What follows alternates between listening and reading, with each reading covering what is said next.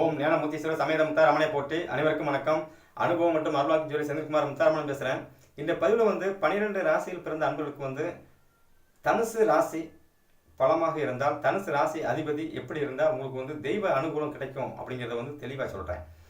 நண்பர்கள் வீடியோவை முழுமையாக பாருங்கள், ஸ்கிப் பண்ணாமல் பாருங்கள், சரிங்களா? சரி, இந்த தனுசு ராசிக்கு ஏன் இவ்வளோ ஒரு மகிமை அப்படின்னு கேட்டிங்கன்னா, தனுசு ராசி காலதேவனுக்கு பாக்கியாதிபதி ராசி.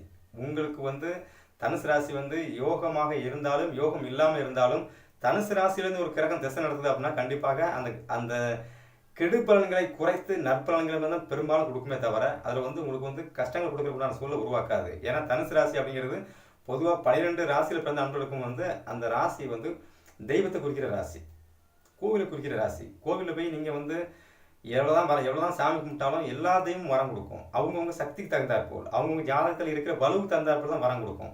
போய் பூஜை போட்டு சாமி கும்பிட்ட உடனே நமக்கு சாமி எல்லாம் வரம் கொடுக்குமான்னு கொடுக்காது. அப்போ ஜாதகத்தில் கிரகங்கள் இடம் கொடுக்கணும். உதாரணமாக சொல்லணும் அப்படின்னாச்சுன்னா, குரு பகவான் உங்கள் ராசியில் எங்கே இருந்தாலும் சரி அந்த இடம் சம்பந்தமாக தான் உங்கள் வருமானமே வரும். அந்த குரு பகவான் பார்வை எங்கெங்கே விழுதோ அந்த இடம் சம்பந்தமாக தான், குரு பகவான் கூட எந்தெந்த கிரகங்கள் இருக்குதோ அதுக்கு தகுந்தாற்போல் தான் உங்களுக்கு வருமானம் சம்பந்தப்பட்ட விஷயம், பொருளாதாரம், கடன் வாங்குறது, கடன் கொடுக்கறது எல்லாமே இப்படி தான் இருக்குமே தவிர தனிப்பட்ட முறையில் நம்ம தனியாக வாங்க முடியாது, தனியாக கிடைக்காது.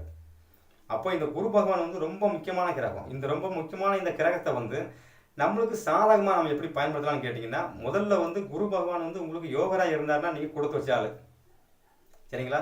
இதை எப்படி கொடுத்து வச்சாலுன்னு கேட்டிங்கன்னா, மேசம், கடகம், சிம்மம், விருச்சகம், தனுசு, மீனம் இந்த ராசியில் பிறந்த அன்பர்களுக்கு குரு பகவான் எங்கே இருந்தாலும் எந்த அடித்து பிடிச்சி கீழே தள்ளி விழுந்து கிடந்தாலும் சரி அவர் உங்களை தூக்கி தான் விடுவார். சில நேரங்களில் அவர் அவரோட தன்மையை உங்களுக்கு கொடுக்க முடியாட்டாலும் கெடுக்கக்குண்டான சூழ்நிலை செய்ய மாட்டார். ஏன் அப்படின்னு கேட்டிங்கன்னா, குரு பகவான் 6ல் மறைஞ்சாலும் சரி, 8ல் மறைஞ்சாலும் சரி, 12ல் மறைஞ்சிருந்தாலும் சரி, அதை மறைவு ஸ்தானத்தில் இருந்தாச்சுன்னா அந்த பொருளாதார நெருக்கடி இருக்குமே தவிர அதில் பாதாளம் தள்ள மாட்டார் திசாபதி வரும் காலங்களில். ஆனால் ரிஷபம், கன்னி, மிதுனம், துலாம், சரிங்களா, இந்த 4 ராசிக்கு கொஞ்சம் குரு பகவான் கொடுக்குற ஸ்டைலே வேறு மாதிரி தான் இருக்கும். வந்ததான் வந்துட்டோம், 2 கண்ணில் ஒரு கண்ணை பிடுங்கிட்டு போயிடுவோமா அப்படிங்கிற மாதிரியே தான் இருக்கும். ஆனால் இந்த கும்பம் மகரத்துக்கு பார்த்தீங்க அப்படின்னாச்சுன்னா, சரி போனால் போட்டு போடா அப்படிங்கிற மாதிரி நார்மலாக போகும், அவ்வளோதான். அப்போ இந்த தனுசு ராசி அதிபதியான குரு பகவான் உங்களுக்கு சாதகமான பலனை மட்டுமே கொடுக்கணும் அப்படின்னாச்சுன்னா, காலதேவனுக்கு பாக்கியாதிபதி ஸ்தானத்துக்கு அங்கம் வைக்கிற அந்த குரு பகவான் 9ஆம் அதிபதி. உங்கள் ராசி மற்றும் லக்கணத்திற்கு 9ஆம் அதிபதி ஒரு கிரகம் வரும்ல, ஒரு ஸ்தானம் வரும்ல, அந்த ஸ்தானாதிபதியோடு சேர்ந்து இருந்தால் நீங்கள் கொடுத்து வச்ச ஆள். ஏன்னா காலதேவனுக்கு 9ஆம் அதிபதி குரு. இப்போ ரிஷப லக்கணத்துக்கு 9ஆம் அதிபதி யாருன்னு பார்த்தீங்கன்னா சனி. இந்த குருவும் சனியும் சேர்ந்து இருந்தாங்கன்னா கணக்கு பண்ணி பாருங்க, உங்களுக்கு யோகம் கொட்டும். யோகம் எப்படி கொட்டும்னா, நீங்கள் உள்ளூரில் இருந்து புலப்பதான் பண்ண முடியாது, வெளியூரில் இருந்து புலப்பதான் பண்ணும்போது தான் அந்த யோகம் கொட்டும். உள்ளூரில் இருந்தீங்கன்னா குருவும் சனியும் சேர்ந்துருக்கிறாங்கல்ல, காலதேவனுக்கு 9ஆம் அதிபதியும் உங்கள் ராசிக்கு 9ஆம் அதிபதியும் சேர்ந்திருக்கும். என்ன ஆகுன்னா, அப்பாவோட கருத்து வேறுபாடு ஏற்பட்டுக்கிட்டே இருக்கும்.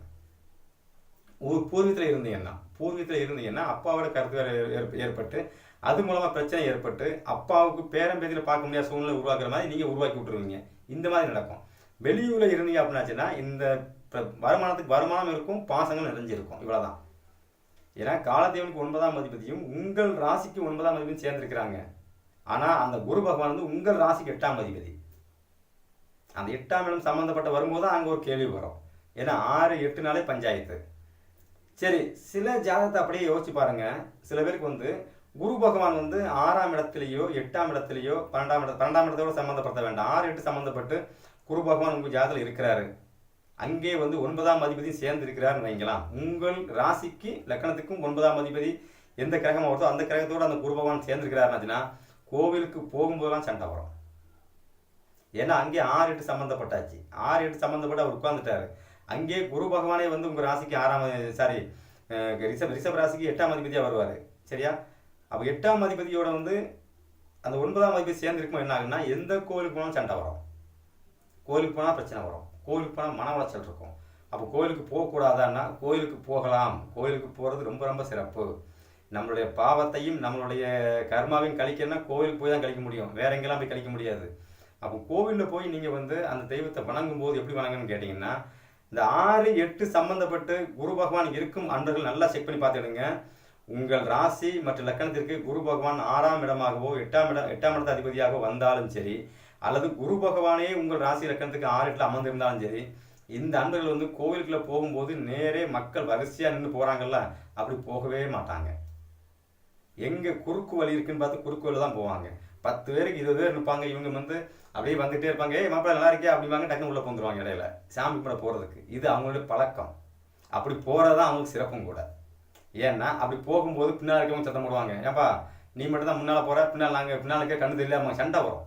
இந்த 6, 8 நாளே பிரச்சனை, பஞ்சாயத்து சண்டை போட்டுட்டு போடா அப்படின்னு சொல்லி இவங்க உள்ள வந்து சாமி கும்பிட்டு வருவாங்க. அன்னைக்கு இவங்க வர நல்லா இருக்கும். இவங்க வந்து நார்மலா அப்படியே லைன்லேயே இருந்து காத்திருந்து வந்து சாமி கும்பிட்டா கோயிலில் வர வந்து சாமி கொடுத்த மாதிரி இருக்காது. வந்ததுக்கு அப்புறம் கோயில் போயிட்டு ஒரு பிரச்சனையா இருக்கும். செக் பண்ணி பாருங்க. ஏன் இதை அவ்வளோ துல்லியமான ஆழமா இவ்வளவு விஷயத்தையும் ஆழமா சொல்றேன் அப்படின்னாச்சுன்னா, எனக்கு குரு பகவான் 8ல, ஆனா மறைமுகமா பரிவர்த்தனையில வந்து 2ஆம் இடத்துக்கு வந்துடுறாரு, தனுசுக்கு வந்துடுறாரு, அது வேற. ஆனா எனக்கு 8ல குரு. நான் கோவிலில் சாமி கும்பிட போனாச்சுன்னா எனக்கு வந்து தெரிஞ்ச பூசாரிகள் எங்களை பழக்கம் இருப்பாங்கல்ல, அவங்கள பிடிச்சிட்டு சந்துக்கு வந்து குறுக்கு சந்துலாம் உள்ள போய் சாமி கும்பிடுறது. எனக்கு பரிவர்த்தனையில வந்து 8ஆம் மிதுனமும் தனுசும் பரிவர்த்தனை.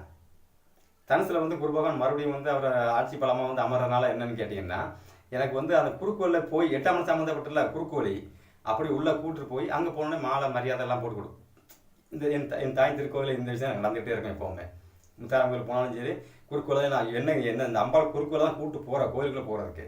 இதை வச்சு தான் சில விஷயங்களை யோசிச்சு பார்க்கும்போது, ஏன் கோவிலுக்கு போனால் சண்டை வருது, எதனால சண்டை வருது, இந்த சண்டைக்கு காரணம் என்னன்னு யோசிக்கும் போது, இந்த 6, 8 சம்மந்தப்பட்ட அன்பர்கள்லாம் வந்து கோவிலுக்கு போய் உள்ள போய் நிற்பாங்க. பூசாரி வந்து பார்த்தவொடனே சாமி முட்டியா கிளம்புன்னு விரட்டுவாங்க. அப்போ 6, 8 சம்மந்தப்பட்டு குரு பகவான் வந்து உங்க ராசியில இருக்கிறார் அப்படின்னாச்சுன்னா, கண்டிப்பாக இந்த அன்பர்கள் வந்து கோயிலுக்குள்ள போய் ரொம்ப நேரம் நின்று சாமி கும்பிடணும்னு ஆசைப்பட வேண்டாம். கோயிலுக்குள்ள போங்க, சாமி பாருங்க, கையெடுத்து வணங்குங்க, உங்க மனசுல என்ன பிரச்சனை இருக்கோ அதை சொல்லுங்க. அடுத்தவங்க உங்களை வந்து சரி கிளம்புப்பா அப்படின்னு சொல்றதுக்கு முன்னால கிளம்பிட்டீங்கனாலே உங்களுக்கு வரம் கிடைச்சிட்டுன்னு அர்த்தம். ஆனா குரு பகவான் வந்து உங்க ராசிக்கு 9ஆம் அதிபதியோடயோ, உங்க ராசி மற்றும் லக்கணத்துக்கு 9ஆம் அதிபதியோட அவரையும் சேர்ந்து குரு பகவானும் சேர்ந்துருக்கிறாச்சுன்னா, கோவிலுக்குள்ள போய் நின்ன உடனே பாருங்க, ரொம்ப நேரம் நின்று சாமி கும்பிடலாம், கும்பிட்டுட்டே இருக்கலாம். உங்களை வெளியே அனுப்பவே மாட்டாங்க. ஏன்னா தெய்வம் வந்து உங்களை அனுப்ப அனுமதிக்காது. ஏன்னா காலதேவனுக்கு 9ஆம் அதிபதியும் உங்கள் ராசிக்கு 9ஆம் அதிபதியும் சேர்ந்து இருக்கும் பொழுது, நீங்க போய் உள்ள நின்ன உடனே காலதேவனுக்கு 9ஆம் அதிபதி யாரு? கோவில். உங்க ராசிக்கு 9ஆம் அதிபதி யாரு? அதுவும் கோவில் தானே. அப்போ உங்க ராசி லக்கணத்துக்கு 9ஆம் அதிபதி நீங்க உங்களை சம்மந்தப்பட்டு நீங்க அங்கே போய் நிற்கிறீங்க. நீங்க போய் அங்கே நிற்கும்போது என்ன ஆகுன்னா, அங்கே தெய்வத்தை வந்து நீங்க பார்த்துக்கிட்டே இருப்பீங்க. கண்ணீர் மல்க அப்படியே நின்று தெய்வத்தை பார்க்கும் ஆனந்தமா கண்ணீர் விடுறாங்கல்ல, இவங்கெல்லாம் இந்த அமைப்புல இருப்பாங்க. அப்போ இந்த அமைப்புல இருக்க இந்த அன்பர்களுக்கு வந்து இந்த தெய்வம் வந்து அனுக்கிரகம் கொடுக்குமானா கண்டிப்பா கொடுத்துக்கிட்டே இருக்கும். இவங்க கோவில்ல வந்து ரொம்ப நேரம் இருக்கணும், ரொம்ப நேரம் இருப்பாங்க. இவங்களை யாரும் வந்து உடனே வெளியே போகணும்னு சொல்ல மாட்டாங்க. இவங்களை பார்த்தவொடனே வணக்கம் சார், இல்லைங்க என்ன சாமி கூப்பிட்டு போங்க அப்படிம்பாங்க. ஆனா அங்கேயே 6, 8 சம்பந்தப்பட்டுட்டு அப்படின்னாச்சுன்னா, கும்பிட்டது போதும்பா கிளம்பு அப்படிம்பாங்க. அந்த கிளம்புன்னு சொல்ற அந்த வார்த்தை வந்து கோவிலுக்குள்ள வந்து எப்பவுமே கனெக்ட் பண்ணிடுங்க. ஒரு கோவிலுக்குள்ள ஸ்தலத்துக்குள்ள நின்று நம்ம தெய்வத்தை வணங்கிட்டு இருக்கும்போது அங்கே ஏதோ அவசகுணம் பிடிச்ச மாதிரி, அவசகுணமா யாராவது வந்து சரி கிளம்புப்பா போப்பா கும்பிட்டது போதும் அப்படின்னு சொன்னாங்கன்னா, நீங்க அதுக்கு பேர் அதில் வாக்குவாதம் பண்ணாதுங்க. வாக்குவாதம் பண்றது அர்த்தமே கிடையாது. ஏன்னா உங்க ஜாதகத்துல குரு பகவான் வந்து 6ஆம் இடம் 8ஆம் இடம் சம்மந்தப்பட்டாரு. அப்படி இருக்கும்போது நீங்க அங்கே வாக்குவாதம் பண்ணும்போது அந்த தெய்வத்துக்கு உங்க மேல கோபம் வரும். ஏன்னா உங்க ஜாதக அமைப்பு அப்படி. அவங்க வந்து சரி போப்பா கும்பிட்டது போதும்னு சொல்லிட்டாங்கன்னா, அங்கே தெய்வம் வந்து உங்களை வந்து நீ கும்பிட்டது போதுமாப்பா, நீ கிளம்பு, உனக்கு வரத்தை கொடுத்துட்டேன் அப்படின்னு சொல்லிட்டு உண்டான அறிகுறி, அதுதான் சகுனமும் கூட. அப்படி கரெக்டாக புரிஞ்சுட்டு வெளியே வந்துடுங்க. கோவிலுக்குள்ள நிற்கும்போது வந்து அந்த கோவில் பூசாரி அங்கே இருக்கிறவங்க யாராவது வந்து உங்களுக்கு திட்டுற மாதிரி நீங்கள் நடக்காதுங்க. நடந்தீங்க அப்படின்னாச்சுன்னா கண்டிப்பாக அது வந்து உங்களுக்கு வந்து ஒரு வித நெகட்டிவ் தான் கொடுக்கும். கோயிலில் போய் சாமி கும்பிட்டு திருப்தியை கொடுக்காது. ஏன்னா இந்த அமைப்பு எல்லாமே குரு பகவான் 6, 8 சம்மந்தப்பட்ட அன்பர்களுக்கு வந்து கண்டிப்பாக இருக்கும். கோயிலுக்கு போனால் சண்டை போட்டு தான் வருவாங்க. ஏன்டா கோயிலுக்கு கிளம்பி வரும்போது சந்தோஷமா வருவாங்க, உள்ளே வந்துட்டு வெளியே வந்தவொடனே என்னமோ தெரியல திருப்தியே இல்லைன்னு சொல்லி மனசை போட்டு கசக்கிட்டே வர்ற மாதிரி இருக்க அமைப்பு எல்லாமே இவங்களுக்கு தான். அப்போ தனுசு ராசி உங்கள் ஜாதகத்தில் கெட்டு போயிருந்தாலும் சரி, கோவிலுக்கு போகிறீங்களா, போனோமா சாமி கும்பிட்டோமா வந்தோமான்னு வாங்க. அங்கே உட்காந்து வாக்குவாதங்கள், விதண்டாவாதங்கள், ஒருத்தரை நம்ம ஆகாதம் அங்கே வந்தானே அவனை பார்த்து முறைக்கிறது, இந்த மாதிரி இல்லாமல் நீங்கள் வெளியே வந்தால் தான் உங்களுக்கு சிறப்பாக இருக்கும். அடுத்து வந்து இந்த தனுசு ராசி அதிபதி வந்து 5ஆம் அதிபதியோட உங்க ராசிக்கு 5ஆம் அதிபதியோட சேர்ந்து இருக்கிறாருன்னு வைங்களாம். குலதெய்வம் கோயிலுக்கு கும்பிட்டு பாருங்க. குலதெய்வம் நீங்க கூப்பிடாம வாசல்லே வந்து காத்து நிற்கும். என் மகன் இங்கே தான் நிற்கிறான்டா, நான் அவனை பார்க்கணும் இல்லை, அதுவே காத்து நிற்கும். நீங்க போகணுங்கிறது இல்லை. குலதெய்வமும் இஷ்டத்துக்கும் சேர்ந்து வந்து நிற்கும். ஆனால் இஷ்ட தெய்வத்துக்கு உண்டான கிரகம் வந்து 9ஆம் அதிபதி. அவர் கெட்டு போயிருந்தாலும் காலதெய்வனுக்கு 9ஆம் அதிபதி நல்லா இருக்கும்போது என்னன்னா, குலதெய்வம் வந்து எங்கே இருந்தாலும் உங்கள் இஷ்ட தெய்வத்தை கூட்டே வந்துடும். என் பையன் எங்கே கஷ்டப்பட்டுருக்கேன், நீங்கள் என்ன பிடிங்கிட்டு இருக்கிறாவா, என் பையன் வீட்டுக்கு போகணும்னு சொல்லி அந்த தெய்வத்தை குலதெய்வம் கூட்டு வந்துடும். இதெல்லாம் நடக்கும், செக் பண்ணி பாருங்கள். நான் சொல்கிற ஒவ்வொரு விஷயத்தையுமே நீங்கள் வந்து ஒரு 2 நிமிஷம் நின்று அப்படியே நம்ம வாழ்க்கையில் நடந்திருக்கான்னு அப்படி யோசிச்சிங்கன்னா சத்தியமாக ஒன்று அப்படியே நடந்திருக்கும். ஏன்னா எனக்கு ஜோதிடம் கற்றுக் கொடுத்தது என் தாய் முத்தாரம்மன். அவருடைய அருளால் நான் ஜாதகம் கற்றேன். அவருடைய அருளால் தான் ஜாதகம் சொல்லிட்டு இருக்கிறேன். என்கிட்ட இந்த மண்டையில் ஒன்றுமே இல்லை. எனக்கு இதுக்குள்ளே எதுவுமே கிடையாது. எல்லாம் என் தாய் கொடுத்தது. என் தாய் சிலது கொடுத்துட்டு இருக்கிறா. அவள் நாட்டில் இருந்து பேசுகிறது அவள் தான். இவ்வளோ விஷயத்தையும் எனக்கு துல்லியமாக சொல்லி கொடுக்குறான்னா அது அவள் சொல்லி கொடுக்குற விஷயந்தான். நான் சொன்ன விஷயத்தை செக் பண்ணி பாருங்க, கரெக்டாக இருக்கும். அப்போ தனுசு ராசி வந்து உங்கள் ராசியில் வந்து கெட்டு போயிருக்குது அப்படின்னாச்சுன்னா நீங்கள் வருத்தப்படணுங்க. இதில் கோயிலுக்கு போகிறீங்க, கெட்டு போயிருக்குது. தனுசு ராசி அதிபதி நம்ம ஜாதகத்தில் வந்து கெட்டு போயிருக்கார். தனுசு ராசி அதிபதி வந்து நம்மளுக்கு பாதகாதிபதியாகவோ மாரகாதிபதியாகவோ நம்மளுக்கு வந்து 6ஆம் அதிபதியாகவோ 8ஆம் அதிபதியாக வந்துட்டார். கோவிலுக்கு போங்க. அங்கே போனவொடனே மலமலன்னு உள்ளே போய் சாமி கும்பிடுங்க. சாமி கும்பிட்டு நீங்கள் பாட்டு அதுவும் வந்து இந்த 6 8 சம்மந்தப்பட்ட அந்த குறுக்கு பாதம் சொன்ன பார்த்தீங்களா, கோவிலில் வந்து எல்லாரும் நேரே வரும்போது நம்ம சந்துக்குள்ளே போய் கும்பிட்டு வரோம்ல, இப்படி கும்பிட்டு வந்து ஓரம் ஒதுங்கிடணும். அவ்வளோதான், நம்ம வேலை முடிஞ்சது. ஆனால் அதை விட்டுட்டு நீங்கள் வந்து அங்கேருந்து வாக்குவாதம் பண்ணீங்க அப்படின்னாச்சுன்னா பிரச்சனை வரும். அதில் வரம் இருக்காது. சரிங்களா? சரி, அடுத்து வந்து இந்த தனுசு ராசி அதிபதி வந்து உங்கள் ஜாதகத்தில் வந்து 1ஆம் இடத்துலையோ 5ஆம் இடத்துலையோ அல்லது வந்து 9ஆம் இடத்துல உட்காந்துருக்காரு அப்படின்னாச்சுன்னா நீங்கள் கோவில் வாசலில் போய் நின்ன உடனே அங்கேருந்து வர்ற கோவில் பற்று பூசாரி எல்லாரும் வருவாங்க. சார் வாங்க, வணக்கம், வாங்க உள்ளே போகலாம் அப்படின்னு அவங்களே உள்ளே கூப்பிட்டு போங்க. அது நேர் வழி. குறுக்கோல போக மாட்டீங்க. நீங்கள் 1 5 9 இந்த மாதிரி இருக்க வந்து குறுக்கு வழியில் எப்போவுமே போக மாட்டாங்க. அப்படி நேரே உள்ளே போவாங்க. உள்ளே போனவொடனே சாமி கருவறைக்கு முன்னால் நிப்பாட்டுவாங்க. கோவிலில் கொடுக்குற மாலை மரியாதைகள் அனைத்துமே அவங்களுக்கு கிடைக்கும். ஏன்னா அது பிறப்பின் அம்சம். ஒரு ஜாதகத்தில் வந்து 9ல் குரு, 1ல் குரு, 5ல் குரு, 9ல் குரு, 7ல் குரு இருந்தாலே இவங்களுக்கு வந்து அமைப்பு வந்து அந்த தெய்வத்தை பார்க்க போகிறதுக்கு முன்னாலே அவங்களுக்கு மாலை மரியாதை ரெடியாக இருக்கும். அது அவங்க பிறப்பின் அம்சம். அவங்கள பார்த்து பொறாம அவசியம் கிடையாது. அவங்க ஜாதக அமைப்பு அப்படி. நம்ம ஜாதக அமைப்பு எப்படி இருக்கோ அப்படி அந்த தெய்வத்தை வாங்கிட்டு வெளியே வந்துகிட்டே இருக்கணும். அவ்வளோதான். அப்போனா தான் ஜெயிக்க முடியும். அவனுக்கு வர்ற மாதிரி மாலை மரியாதை நம்மளுக்கு வேணும்னு ஆசைப்படணும்னா நம்ம ஜாதகம் அந்த அமைப்பு இருக்கணும். எப்போவுமே வந்து குடுப்பனைன்னு ஒன்று இருக்குது. 9ஆம் இடங்கிறது குடுப்பனை. அந்த குடுப்பனை கொடுக்குற கிரகம் வந்து வலுவாக இருக்கணும். சில பேருக்கு வந்து அவங்க ராசிக்கு 9ஆம் அதிபதியும் கெட்டு போயிருப்பாங்க. ஆனால் குரு பகவானும் கெட்டு போயிருப்பார். இவங்க கோவிலுக்கு போகிறதே வேஸ்ட்.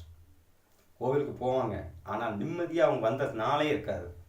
வந்த உடனே சண்டையாக இருக்கும். வீட்டில் ஒரே பிரச்சனையாக இருக்கும். வர்றதுக்கு முன்னால் வர பஸ்ஸில் இப்போ டிக்கெட் எடுக்கிற கண்டக்டர் முதற்கொண்டு டிரைவர் முதற்கொண்டு சண்டை போட்டு வீட்டில் இறங்கி டீக்கரை முதற்கொண்டு சண்டை போட்டு தான் வீட்டுக்கு சேருவாங்க. இது அவங்க ராசிக்கு 9ஆம் அதிபதியும் லக்கணத்துக்கு 9ஆம் அதிபதியும், ராசி மட்டும் லக்கணத்துக்கு 9ஆம் அதிபதி, காலதேவனுக்கு 9ஆம் அதிபதி, இந்த 2 கிரகம் கெட்டு போச்சுன்னா கோவிலில் போய் நீங்கள் வரம் கேட்கறது உங்களுக்கு சிரமம் தான். உங்கள் வரத்தை பெரும்பாலும் தெய்வம் கொடுக்காது. சரி, அப்போ அந்த வரத்தை நம்ம எப்படி வாங்கலாம்? அப்போ நீங்கள் வந்து முதல்ல என்னென்னா கோயிலுக்கு போகிறதுக்கு முன்னால் வந்து நீங்கள் வந்து தானம் பண்ணிக்கிட்டே இருக்கணும். ஒரு கோயிலுக்கு உள்ளே போகிற கருவறைக்கு சாமி கும்பிட கோயில் ஸ்தலத்துக்குள்ளே போகிறதுக்கு முன்னால் ஒரு டிவியில் நிற்கிறீங்க, அங்கே யாராவது வராங்க 2 டீ வாங்கி கொடுங்க, 2 வடை வாங்கி கொடுங்க, யாராவது சாப்பாடுன்னு கேட்குறாங்க 2 சாப்பாடு வாங்கி கொடுங்க, யாராவது காணிக்க போடுங்க சாமி மடிப்பிச்சை போடுங்க கேட்குறாங்க, தானம் பண்ணுங்க. தானத்தை பண்ணிக்கிட்டே தான் நீங்கள் கோயிலுக்குள்ளே போகணும். அப்படின்னா தான் உங்களுக்கு இந்த நெகட்டிவ் விஷயம் வேலை செய்யாது. தானம் பண்ணாமல் நேரே உள்ளே போனீங்க அப்படின்னா போன ஸ்பாட்டை கடத்து சொல்லி தருவாங்க, நீ கும்பிட்டது போதும் கிளம்பு அப்படின்ட்டு. இல்லைன்னா அங்கே பக்கத்தில் இருக்கிறவங்க இடிக்கான்னு சொல்லி நம்ம சொல்லுவோம், சண்டை வந்துடும். இப்படி தான் நிறைய நடக்கும். அப்போது உங்கள் ஜாதகத்தில் வந்து குரு பகவானை வச்சே நீங்கள் எல்லா விஷயத்தையும் எடுத்துக்கலாம், ஏடிஜி எல்லாம் எடுத்துக்கலாம். இந்த அமைப்புப்படி தனுசு ராசி வந்து ஒருத்தருக்கு வந்து கெட்டு போயிருந்தால் நம்ம எப்படி சாமி கும்பிடணும்னு சொல்லிட்டேன். தனுசு ராசி நல்லா இருக்கிறவங்க எப்படி சாமி கும்பிடணும்னு சொல்லிட்டேன். சரிங்களா? அடுத்த வீடியோவில் வந்து தொடர்ச்சியாக உடனே போடுறேன். ஏன்னா வீடியோ டைம் நிறையா போகுது அப்படிங்கிறதுக்காக இந்த வீடியோ சுருக்கி பேசலான்னு இருக்கிறேன். அடுத்த வீடியோவில் தொடர்ச்சியாக இதே வீடியோ அடுத்து உடனே வருது. சரிங்களா? பாகம் 2ன்னு போட்டு போடுறேன்னு வச்சுக்கலாம், இதே தலைப்பில். அதில் வந்து 12 ராசியில் பிறந்த அன்பர்களுக்கும் வந்து ரகம் மாதிரியே சொல்கிறேன். மேசம் முதல் மீனம் வரை என் குரு பகவான் எங்கெங்கே இருந்தால் நீங்கள் எப்படி சாமி கும்பிடுங்கிறது தெளிவாக சொல்கிறேன். சரிங்களா? சரி, இந்த வீடியோவை தொடர்ந்து பாருங்கள். எல்லோருக்கும் என் தாய் முத்தாரம்மன் அருள் பரிபூர்ணமாக கிடைக்கட்டும். நன்றி, வணக்கம்.